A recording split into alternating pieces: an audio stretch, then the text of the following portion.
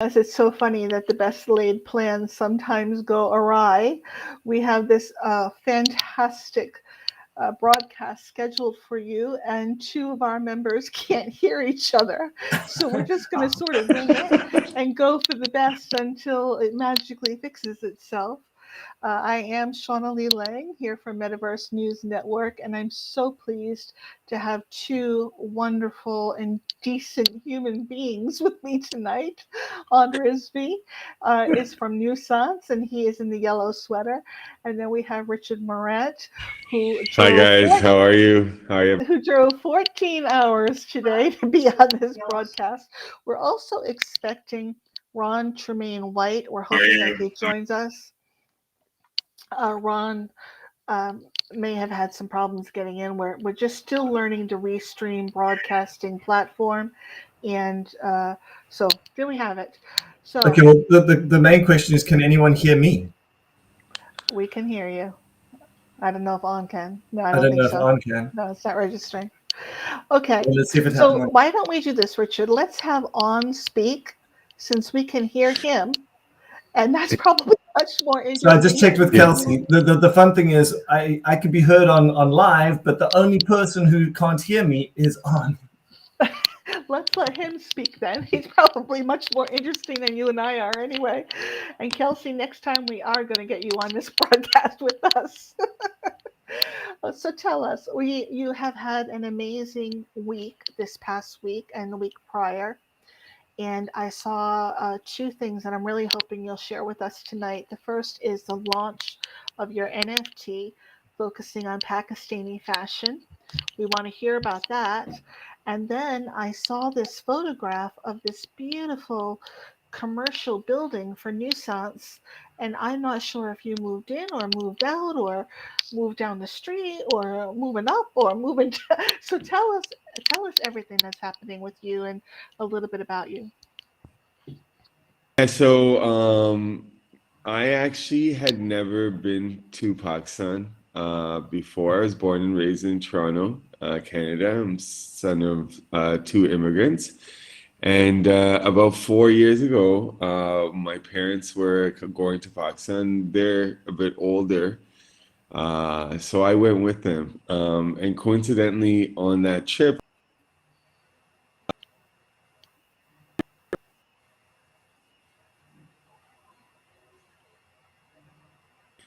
so that was right during Corona, and the world kind of changed really fast. And so I kind of got stuck here in Lahore, in Pakistan with her. But what I decided to do was take my agency and bring it to Pakistan. So we do full film video production and 3D motion animation. And I've been watching.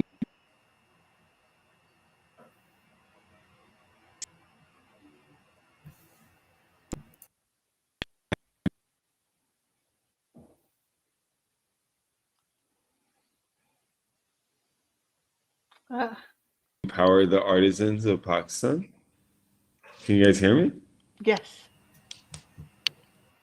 So the the project was to empower the artisans of Pakistan. A lot of the times, the people who make the clothing, they never get recognition, and they kind of get the short end of the stick when it comes to, the textile industry. A lot of people, they work with their hands from their homes.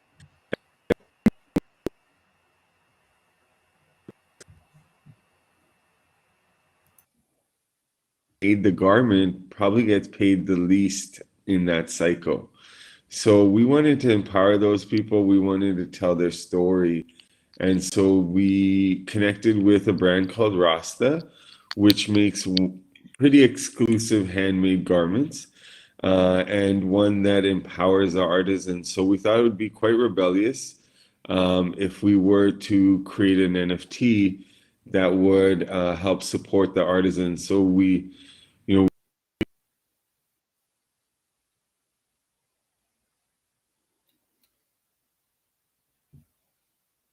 I'm very hopeful to have more of these types of projects in the future.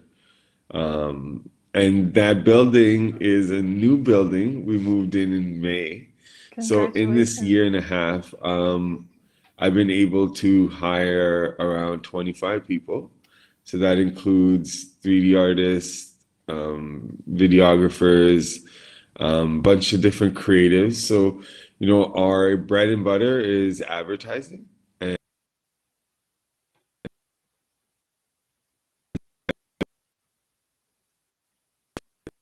the NFT space was one that we felt we could try and see what happens. We didn't know that it would be this successful. I think we were trending on Foundation for the 24 hours, and it sold for over 2 Ethereum, which is a huge success, not in terms of the monetary goal, but in terms of what the potential is, and and the strength of a story. Because that's all we had, right? We were just like, hey, listen, this is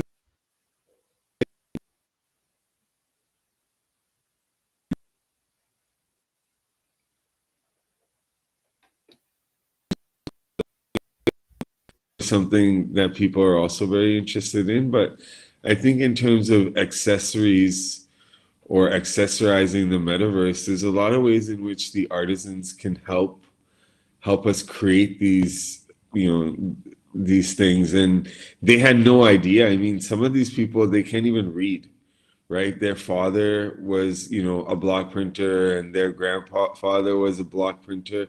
And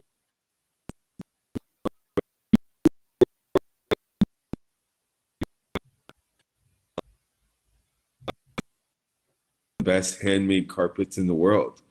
And that industry is dying because the daily wage of a carpet weaver is half as much as a bricklayer or like a construction worker, right? So if the government doesn't support it, if they don't subsidize it, then these arts are dying. And I actually did quite a lot of work with like one of the biggest,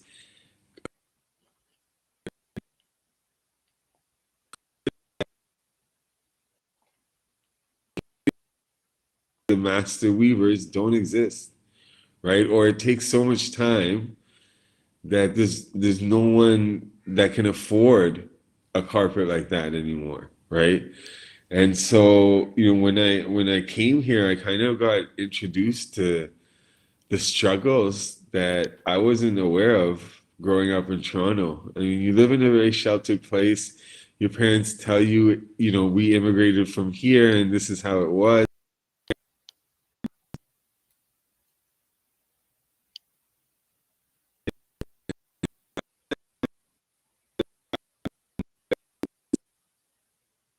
Coming here to try to see how creative I could get to so that these people benefit from what's going on in the world. So, so far so good.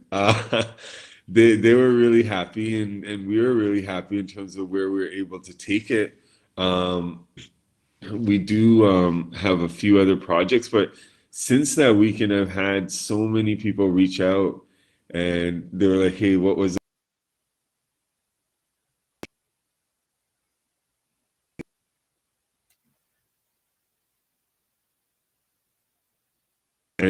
And a good story can take you really far, and that was what we tried to do. We just tried to share the story of what we're doing with as many people, and it was great because I got to meet you, I got to meet Richard, Wow. I got to meet so many other people in this space and this community that was so inclusive, and that's something that I really really love about where things are going.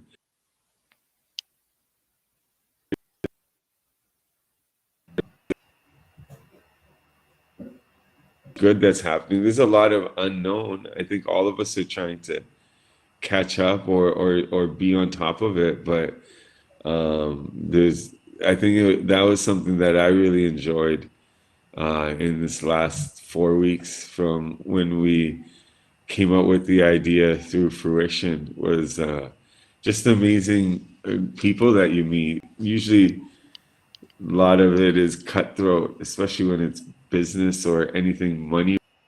Yeah.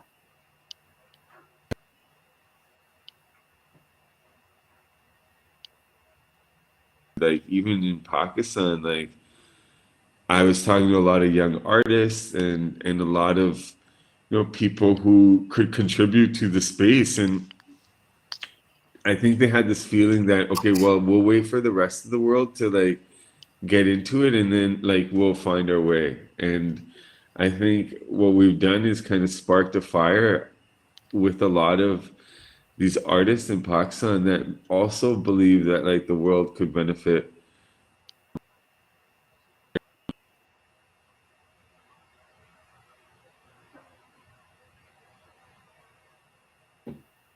up and like pat my shoulder or say hey good job to myself. And I think this was the one time in my life too that I really felt like okay, it was something I didn't know at all, and I was able to come in and do something very positive. And I'm excited to see where else we can take it. I'm working with that same carpet manufacturer in ways in which we make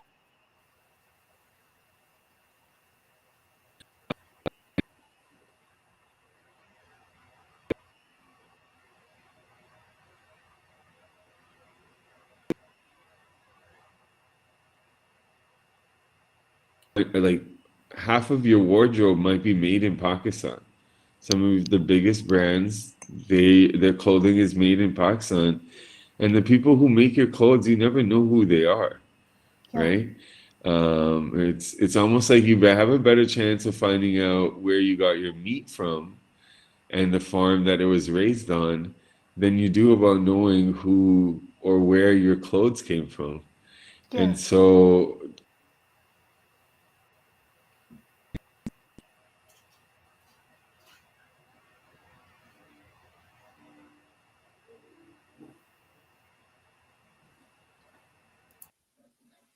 but it's meant to be disruptive, and I think that's what people are really attracted to nowadays, especially with the space that we're speaking about. It's very disruptive, and I think I think it's good to not kind of just settle for status quo and to reach for something bigger. I love seeing, as someone from Africa, I love seeing projects that are coming out of worlds that are not the US or the first world. It's incredible to see the growth of that kind of project now developing and being able to show benefit in places like Pakistan. And I know in South Africa as well that they're looking for projects like this. So it's I incredible really to wish I see could how it's hear actually Richard. changed He's these. sharing that he loves projects that exemplify diversity and embrace different cultures and different perspectives. And he says even as he sees projects coming out of South Africa or Pakistan or really uh, any place that may be somewhat enfranchised from the established technology environment, that he just thinks that that's such a tool for people to be able to advance. I have so many questions I want to ask you. And Richard, I Yeah, don't know, do we have the sure. capability of bringing up a photo of On's project so people can see the tremendous work that he did with this project? Can we do that? Well, Richard will try. But the image that you selected uh, was traditional clothing in an elongated and um, somewhat forefront figure, pushed to the front, somewhat elongated. And I'm curious about how did tell me a little bit about your design process as you were thinking about what you were going to choose for a garment, how you were going to represent that graphically, and tell me a little bit about the thinking that went behind that. The design of it, I mean, we wanted to keep it as true to the artisan as possible. So, the influence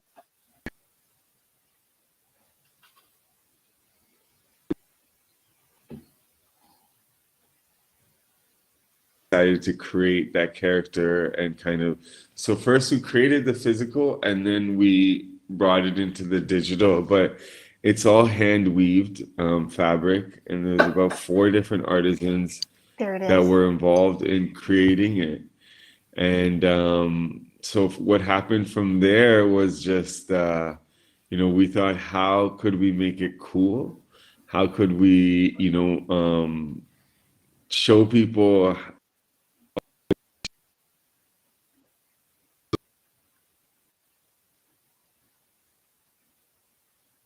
born from like clergy?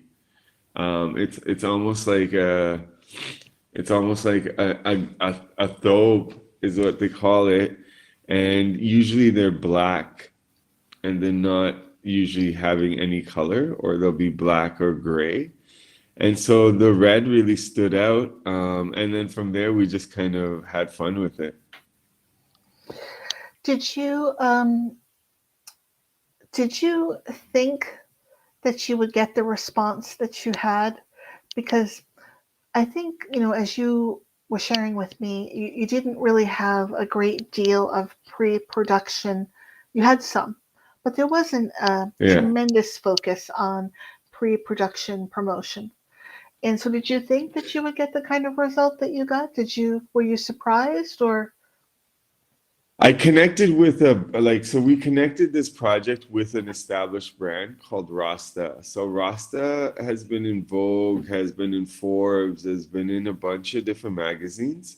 And so we knew that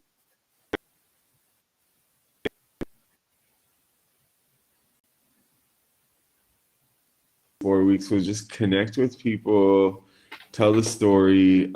Even with the existing fan base of the brand, we taught them how to buy NFTs, how to, have crypto wallets. So we did our best. We really didn't know what to expect. I think that we learned a lot that can help us even make the next one better. But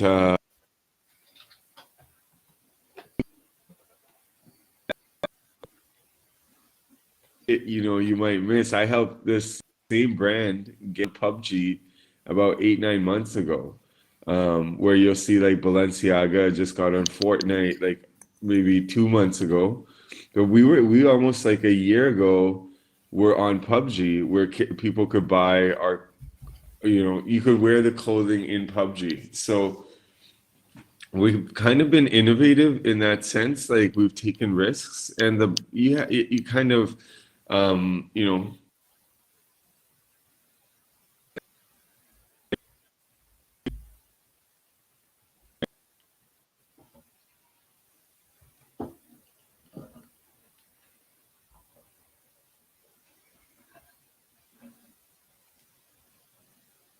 learning types. Aside from that, I don't really apply a lot of my education in my daily life. I think we just kind of take these, risks and learn. And even our conversations, you know, um, I think it's not to. I think we had a little bit of a humbleness to us where we kind of laid it out that we don't know exactly what's going on, but this is what we're trying to do. And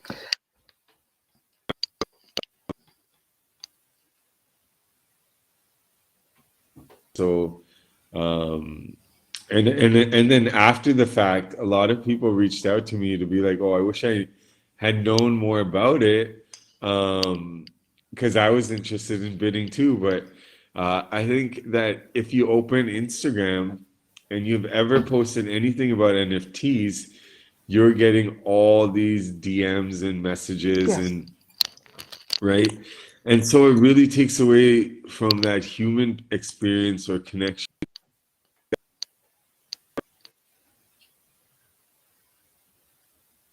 or engaging. Rather than we didn't do any of those bots, right? Like we're like, oh, check out the release of. Felt like we were annoyed with the way in which we get those messages, Right, not to and no one repeat it. else would appreciate it. Yeah, Yeah. You we were know, going to like. Go ahead. no, please. I'm sorry. I was rude to interrupt you. Go ahead. We were going to like we had thought about spending money with some of these Instagram groups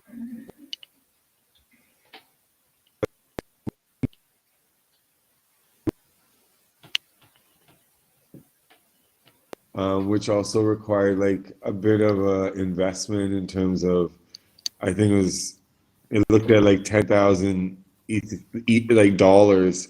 Someone had like brought up a suggestion, but if we had spent that money on advertising, we wouldn't have made anything for the people, right? We would have just spent all that money on building our name instead of like actually trying to help these people. And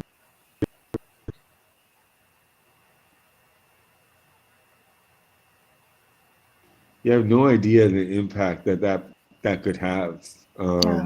on how many people it could have. So we didn't want to take away from that. I think that if it was like my own project or something like that, maybe I would have been a bit more comfortable doing something like that. But when I knew that these are the efforts of all these other people, we didn't want to take the risk. I mean, it's really hard to,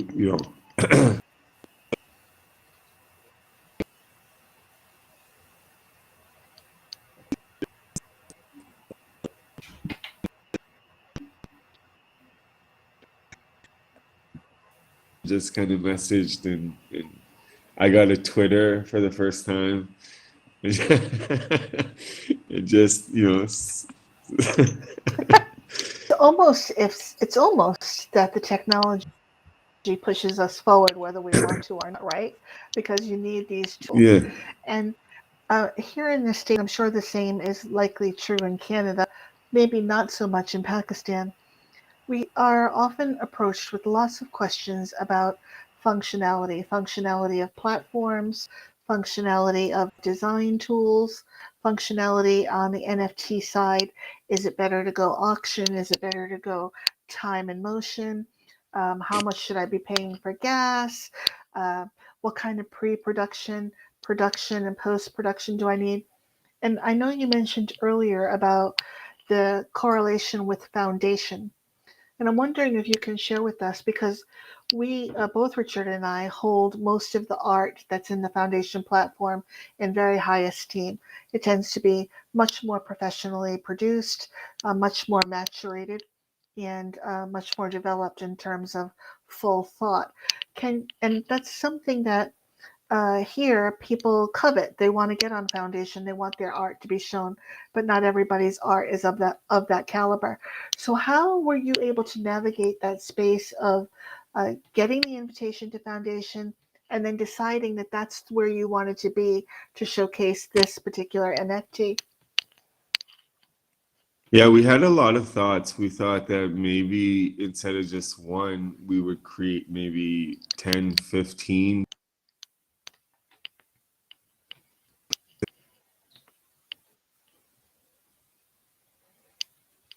animations that we create. I do it for some of the biggest brands in the world. Like I do it for Nike. I've been doing it all over for some of the biggest brands now in Pakistan.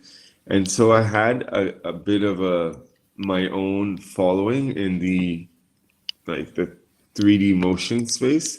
Sure. And then just leveraging those connections where to get an account with Foundation, which is really difficult. But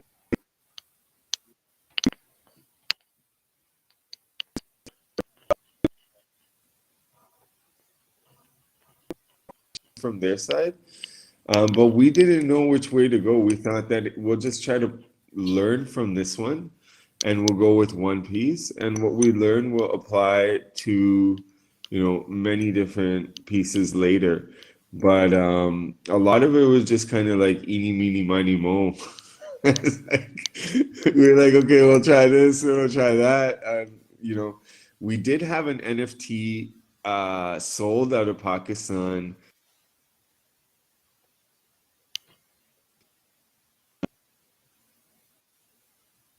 Uh, and I had spoken to the group that had sold that meme. And there are, because it was like a Pakistan type of NFT, we reached out to people in the space that were Pakistani, or like originally from Pakistan, and got their help. So Ashad Malik, he owns or runs Jadoo Hologram, and you might have seen like these Jadoo jetpacks.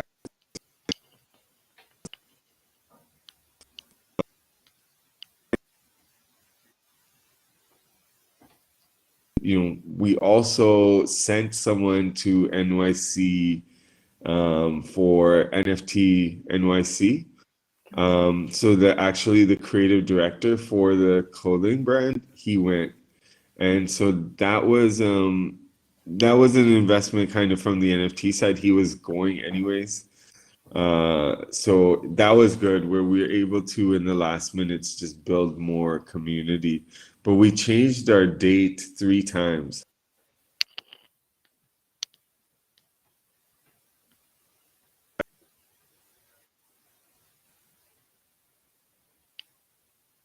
For Vendetta, remember the 5th of November, and then we changed it to the 12th. So I mean, we didn't put it forward as soon as we wanted to initially. I think we kept kind of getting worried, and then when we felt like there was a conflict going on in our circle, because some people are like, well, we should just launch it. Some people are like, oh, let's wait till we know we have a whale. Oh, really? So you did have those disagreements.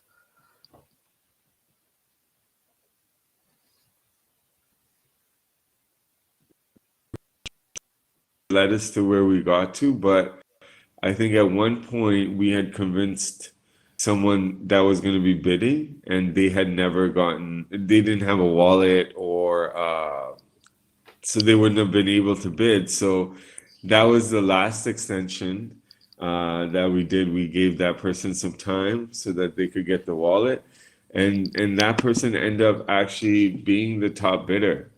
So that, I guess, that kind of worked out for.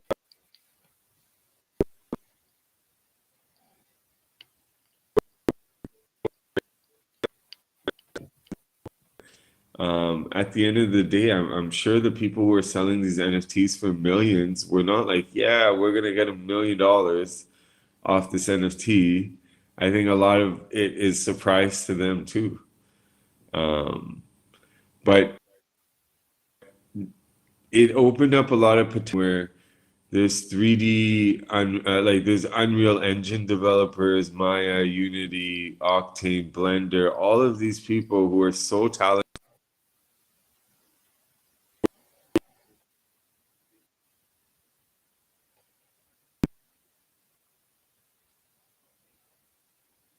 And then what actually happened is it's still to be finalized, but a very big company that's like contributing quite a lot in the metaverse has actually asked us to create a city for them. So Oh, it maybe fantastic. give me an opportunity. Yeah, we're still like working it out, but it may give me an opportunity to hire 40, Even 50 more people. artists. So it's huge Yeah, as an economic driver.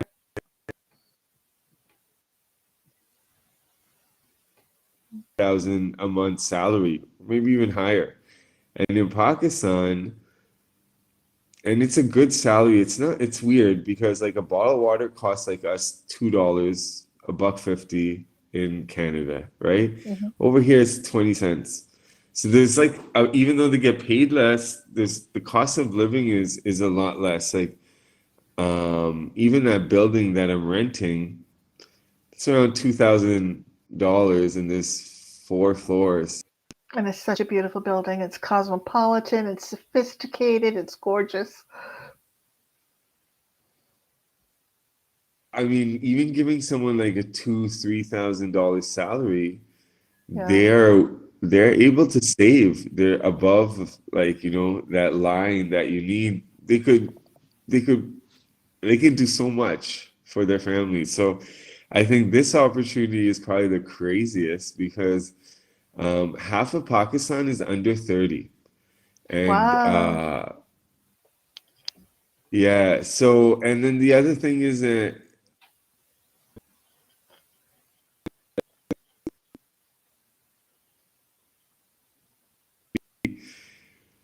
and Lahore is safer than Toronto. I mean, if you go on news and check out what's happening in Toronto, Lahore is pretty safe. I think there was like so much things that I didn't know that other countries have that we don't have there. And one is like a balance. Like Yeah. people have a very balanced life here. And I remember myself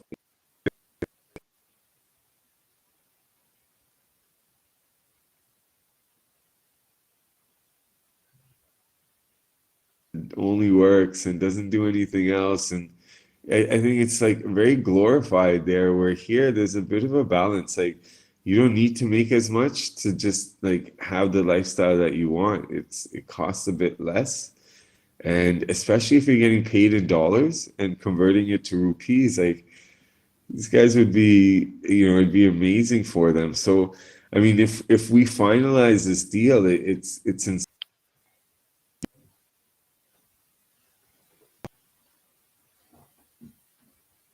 or the build of the metaverse, and I think that's pretty cool because we may not have been involved if it wasn't digital, right? Or if it wasn't, the way it is, we'd probably be the last ones involved. And now, we could be at the forefront. I know Richard's dying to ask 10,000 questions himself. Richard, maybe you could use the chat if you'd like to, and that way On could see what you want to ask him. He's laughing in the background. But while he's doing that and navigating that, so that you could also see On what he wants to know, because I can sense that he's like, can't deal with the fact that he Yeah. can't speak right now. Oh, no, it's like Yeah. I have so many He questions. has I so But have I many so think much. like questions he wants going to on share. foundation, or I think like choosing foundation or Rarible or OpenSea, I think it just depends on what you already know. Yeah. And we wanted to engage people in a way in which like there's a bit of urgency. I think that foundation having a limited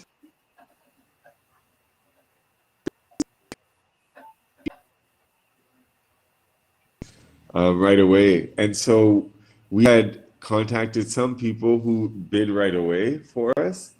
And then the trending side was that I think that's what led us to the trending, aside from maybe the quality of the art. Maybe Foundation just thought that the piece looked really good. Yes. But Richard, Oh, Richard's the been piece looked using some amazing. platform.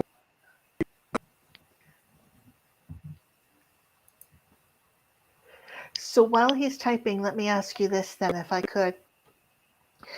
Uh, you know, it's oftentimes challenging to set the expectation for people because there's really a three-legged prong. One has to be able to understand and navigate the technological piece, and one has to understand and navigate the financial piece, and then one has to understand and navigate the aesthetic piece. And I'm wondering, Yeah. with such a young population in Pakistan, uh, what's your sense of, I guess maybe the energy that's behind moving into this space with NFT and metaverse, and the skill set. We one of the things that we talk about a lot too here is that it's very difficult to find the requisite skills for these projects that are just going from 0 to 60 in the course of 24 hours.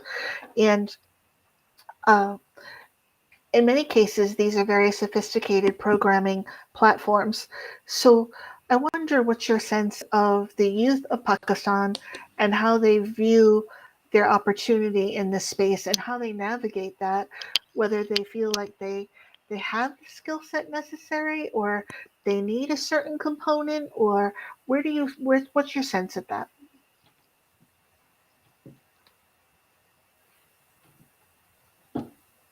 The youth here,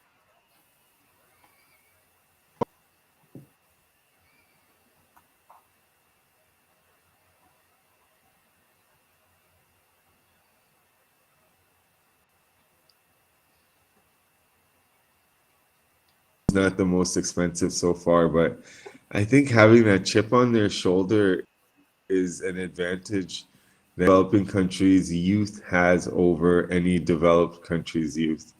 I think that appreciation, we don't appreciate a lot of luxuries that we have in the West. For example, the houses are made of cement here because most of the climate is warm, and you'd be surprised.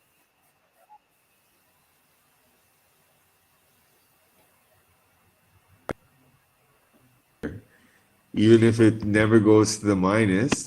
But imagine staying in 5 degrees or 10 degrees the whole day, right? It gets really cold.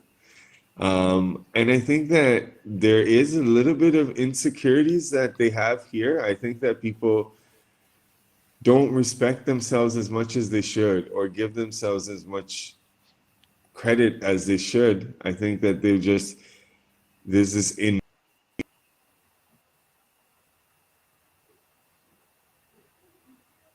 I think there's always been this, okay, like we're second class type of thing, to everybody in the rest of the world, but I really don't feel that the youth see it that way. And if you look at a lot of what the young people are doing here, whether it's music, whether it's art, whether it's, you know, movies, um, they're kind of telling their own story without really, listening to the things,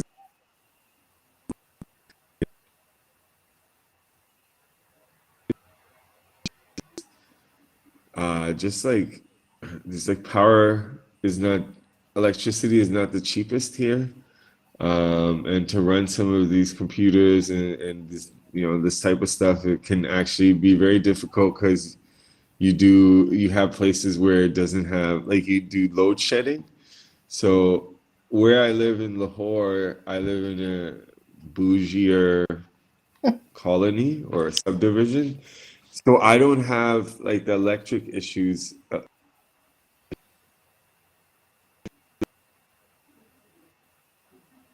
My electricity is going to go. So imagine you're trying to render, right? These, and it just goes and stops and goes and stops. So I think that if the infrastructure just gets a little better that way, it'll help compete. Also, there's no like polytechs here. Like, if people wanted to learn 3D, like Blender, Octane, Unreal, they have to be self-taught. There's no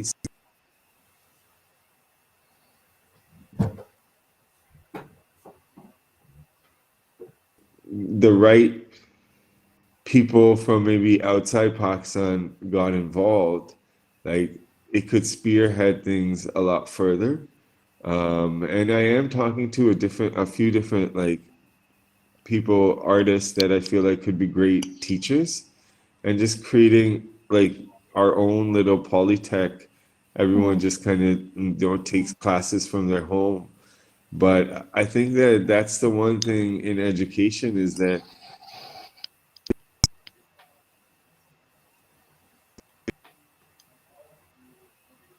somebody in university right now, there's really no course on NFTs, right? And it'll probably take them probably another year or two to have like an introductory course for this.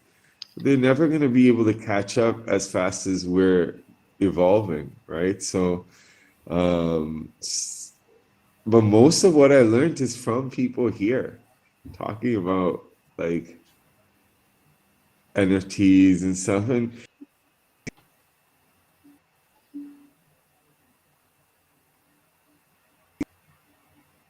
program that you can create these environments in.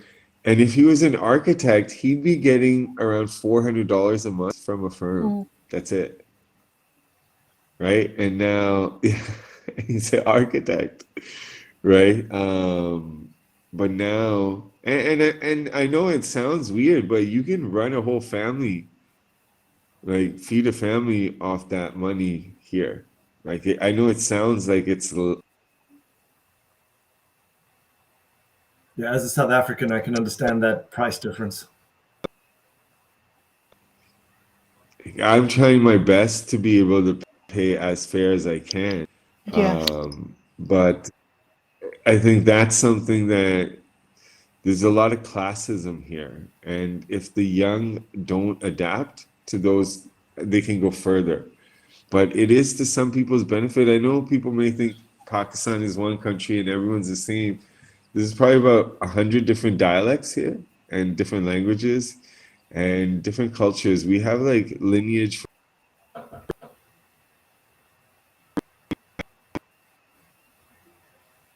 which was a monarchy that was a king for a long time, where people lived to over like 120. It's like a green zone in the world. Then you have like Punjab, which is feeding like India and Pakistan's Punjab feeds about almost over 1 billion people. Like that's how much fruit and vegetables can be produced on that surface, right? Raw materials. Like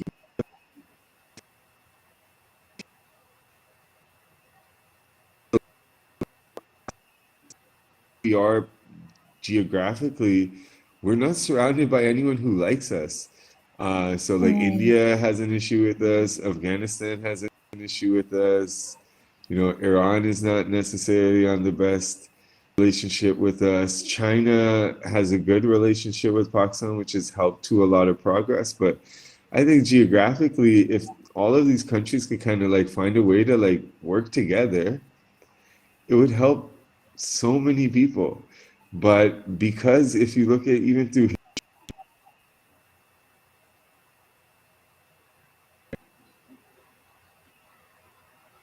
otherwise, there's a lot of progress that can happen. Um, and the Absolutely. youth that I meet, they don't care about those same things, right? Like, so we're hoping that things change, but it's different. I mean, people are bigger than the law here, I think more Is there, than I mean, would you go say, ahead. would you say there's a sense that play to earn gaming is a ticket out? Space is humongous in Pakistan, and we actually have like a lot of gaming houses, like even Fruit Ninja. One of the founders is Pakistani, and he has a software house in Pakistan called Revolving Games. And I think pay to play is something that definitely, could be a way out. But I feel like our contributions can be on so many other levels, like the Yes. culture, the creativity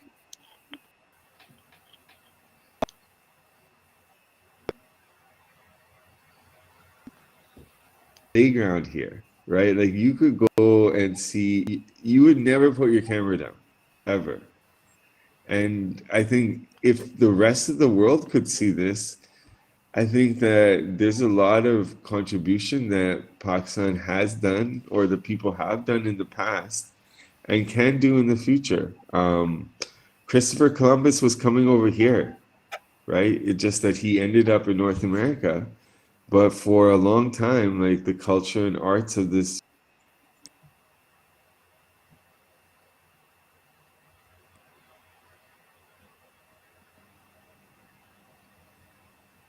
is Richard text. I really wish I could talk to Richard because And he really I wishes he want to could go. talk to you. We're Yeah, gonna have to yeah, have you. yeah. We're gonna have to have you back. I apologize for the technology, and it's No worries, such a no shame worries. because we wanted to talk about whether or not you offered the garment as an unlockable. We wanted to talk about the projects that are coming up next and sort of the principles that are going to drive that. We wanted to talk about Well, how businesses are approaching you. I mean, there's so much that we feel like we could share. Yeah. actually, I am speaking with a very high-end designer that does bridal wear.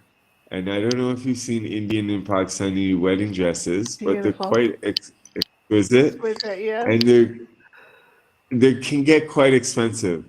And I I think bet. one thing that I learned is to find these luxury brands that have, the people who already follow the brand that pay so much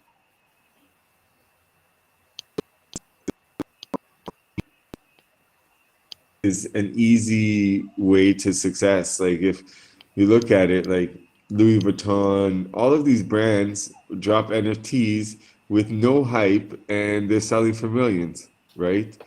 That's just because they're leveraging their followers, right? And their brand. Like if someone can buy a purse for $5,000, $10,000, why couldn't they buy one purse that is only made for them for $200,000? I mean, that type of person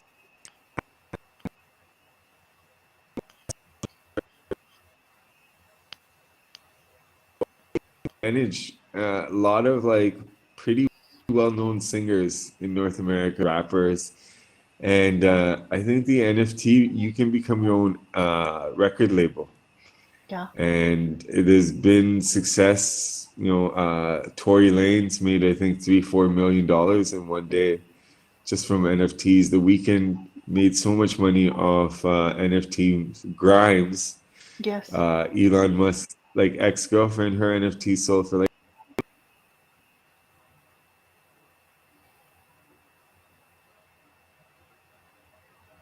about, but it's kind of weird because I have a business and I have like a staff, and so there's things I need to do for the business, and then my mind is always on something else. Spend time So today either I'm, thinking of something else. We can yeah, relate to that.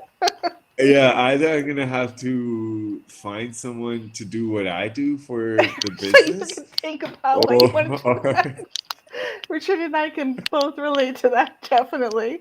We understand where that's no, coming from. my wife is,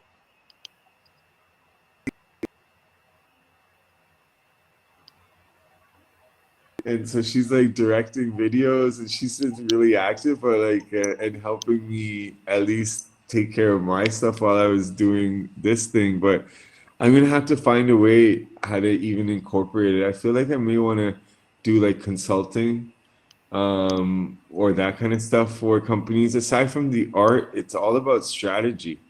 Yeah. And if you don't have the right strategy, like it doesn't matter how cool your artwork is. And the right So information. Yes, absolutely. Yes. the space has been opened, and so many companies, so many people, even in our group on LinkedIn, on the Metaverse group, like there's so much opportunities that this is creating. Absolutely. I may like actually like add a division to nuisance, or Yes. I don't know, but I feel like it could be something that has a long term. Uh, it could play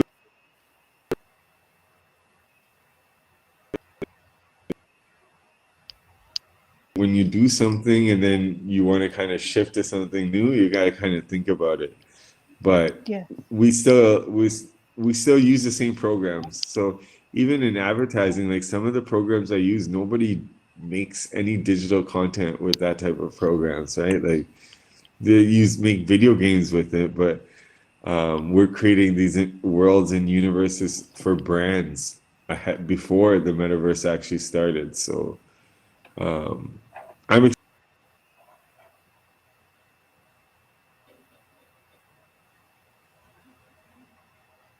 first that are doing it, so I think that's good.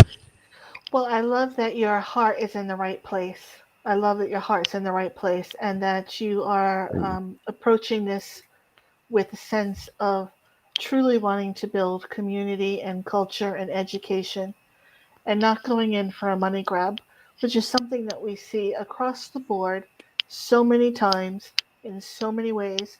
And the thing of it is that it doesn't take too long to just get that sense from somebody as to where they're at and what their true motivation is and whether or not they're in it for the long journey or whether or not they're in it for taking advantage of other people, which I just want to commend you on that. We are coming up on our I hour, and think intention is huge. And actually, in Islam, before we pray, we make an intention that we're gonna pray.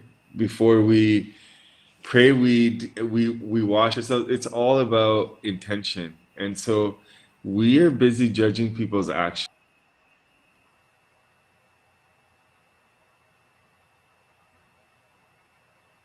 And you would think, oh, On is such a nice guy. He just gave $5 to that homeless guy. But my intention could be that, oh, I'm with Shauna. I want to impress Shauna. I'm giving five Right. bucks. Or I could be like very grateful for something God gave me, and I'm giving that person $5. Or in from the bottom of my heart, I just want to feed that person. Right? Yeah. We won't know each other's intentions, but it will come out. Right? And it will reflect the end result. And I think that having the right intention,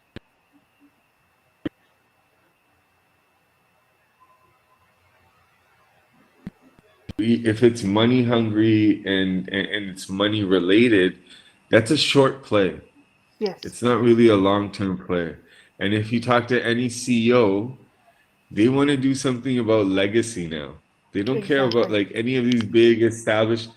For them, it's all about legacy. It's not about the money anymore, right? They've made as much money. You look at people who are filthy rich, like they're trying to do all these other things to give themselves.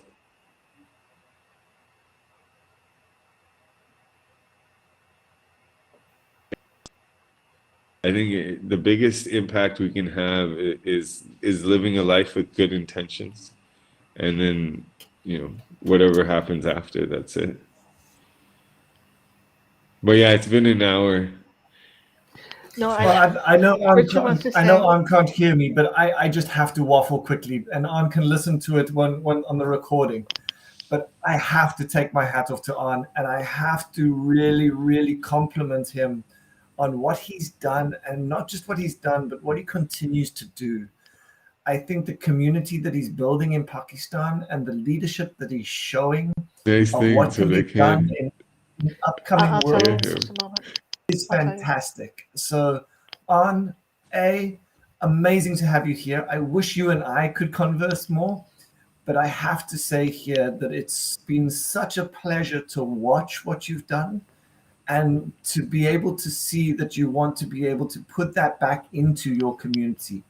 And I think projects that have that heart, that put back and aren't doing what we're talking about here with the money grabbing, those are going to be the projects that stay. Because we all know that there is going to be a thinning of projects as we go forward. And I think projects like yours that have true heart and have true community and have true give back to them are the projects that we need to be highlighting the most. He's just absolutely profusely just telling you that he is so much enamored and in love with what you're doing, and so impressed and so honored that you have just had such wonderful success, early success, and wishes you nothing but the best. And he does want to talk I'm with you gonna I'm gonna more get another Richard out time. here. I'm getting ready. I'm tearing up over here because he's such a, he's talking from the heart, and he's just really saying that he just honors and respects you and admires everything that you're doing. So with Thank you that, so I much. do want to apologize so much for our technical No difficulties. worries. For anyone listening tonight, we thank you for your patience. Please do join us next Wednesday night. We will definitely bring on back next Wednesday night at 7 o'clock. We have two gentlemen, Paul King from the PFP Daily News. He is a former disc jockey turned writer turned NFT producer. And then we also have Kenneth Pasmino, who wrote The Idiot's Guide to the Metaverse, which is something that On absolutely does not need to read. So we give you every good wish and every heartfelt thank you for your time here Thank tonight, you. especially in Thank light of the fact that you are so tremendously busy and so tremendously in demand at the moment. And we just want to keep our doors at Metaverse News Network, Richard's For doors at sure. Richard Morant, open for you for resource and referral. And we wish you every good thing.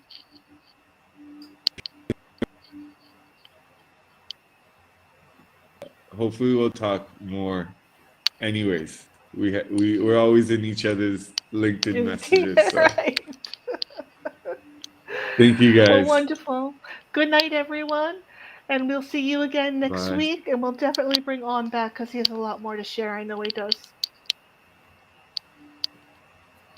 Thank you, everyone. Thank you guys. Bye.